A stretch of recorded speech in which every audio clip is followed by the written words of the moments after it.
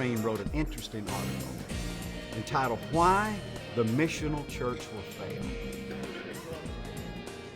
That was intriguing to me because that's the buzzword of everyone. Become more missional. His point was, if you are just missional, but you're not discipling, if you're just looking for a crowd, you will get a crowd. But if you're trying to make disciples, then everything else comes along. Dr. Perkins, an elderly African-American preacher of great renown, says we've over-evangelized the world too lightly. When asked what he meant by that, he says if you don't couple discipleship with evangelism, it's ineffective. You must disciple. You must disciple. And I believe the key, the missing ingredient, is the dynamic of the Holy Spirit. You can do a lot of spiritual disciplines without even being saved. We have other religions that they pray more than we do. They go to church more than we do. We don't call it church. They may call it a mosque or something else. So they do all of these disciplines. That doesn't mean it's preparing them for heaven. So we are looking at Spirit-empowered discipleship. In fact, most of what Jesus is asking us to do is impossible.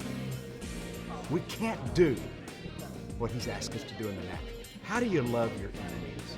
How do you forgive those who have wronged you? You say, well, I can forgive my enemies. Well, somebody that says something bad, I can forgive them. But if they run over my child and take their life, I need an extraordinary ability to forgive. That's the dynamic of the Holy Spirit. So, yes, we want people to believe. Yes, we want them to behave. We also want them to experience a dynamic of the Holy Spirit that gives them the capability to do what they cannot do by themselves. My interest in discipleship, of course, goes all the way back to my pastoral ministry. As an evangelist, I was more of a person who just came in, tried to get people to Christ, then I left. But as an evangelist, I didn't speak much about discipleship. But as a pastor, I realized that you don't need just to convert. You can't leave babies on the doorstep. They have to become mature believers. Then all of the discipleship deficiencies that have been trumpeted by all of the writings of people like Bill Hybels and all of these other people that have been talking about how that Christians and non-Christians are acting too similarly and there's not enough difference.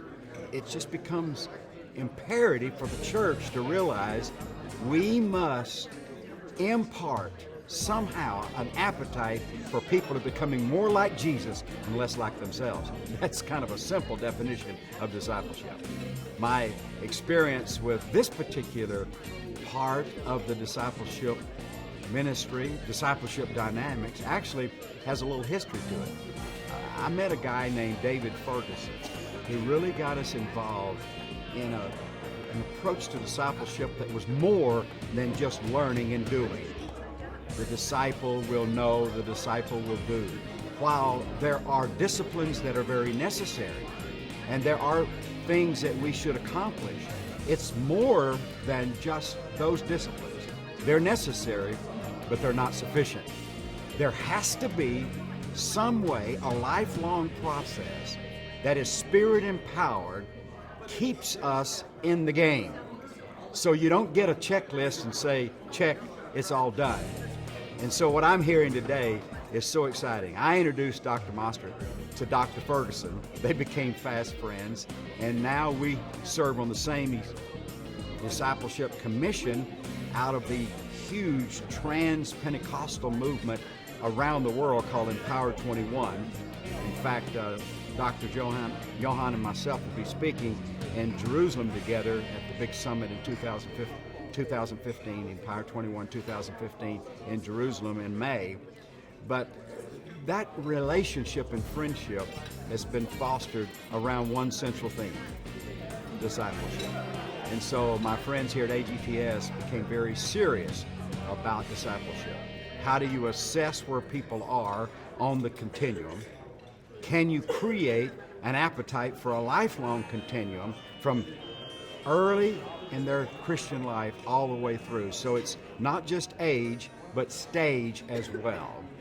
And so then can you relate it to all facets of your life, including work?